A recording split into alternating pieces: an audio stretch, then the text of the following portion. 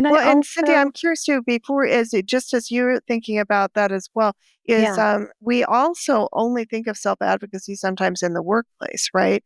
But you and I were talking about this with Dr. Cooper about yeah, self-advocating in both your yes. personal, in your healthcare, in your relationships. So maybe expand a little bit on that too. Yeah, I mean, I remember, I'll just say, like last year when I went through a little bit of a health kind of curveball that I wasn't expecting, I did have to advocate for myself and I did have to ask more questions.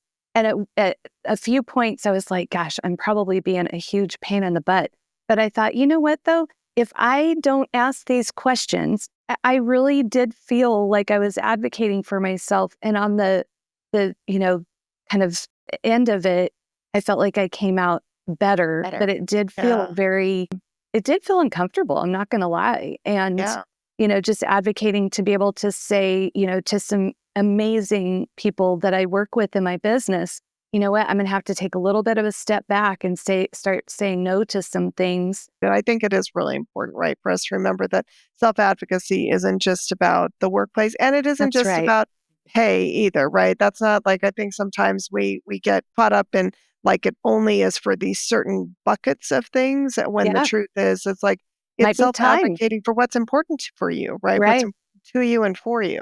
Yeah. And this might be a little bit of a silly story, but this popped into my head when I was so there was a girl that we grew up with that was a really terrible bully. And in that, like, in 5th grade, she was like, be our friend. And then like 5 days later, she was like, no one talked to Allie and no one talked to me for the rest of the school Mm, year. Like, real Yeah. bad. Fast forward to freshman year of high school when we were going to that Manchester school that I told you was so scandalous to us. We had this bus, and like the best seats on the school bus were second to last in the aisle. That was like the best seat to have on the school bus Uh-huh. because you were in the thick of everything and you knew everything.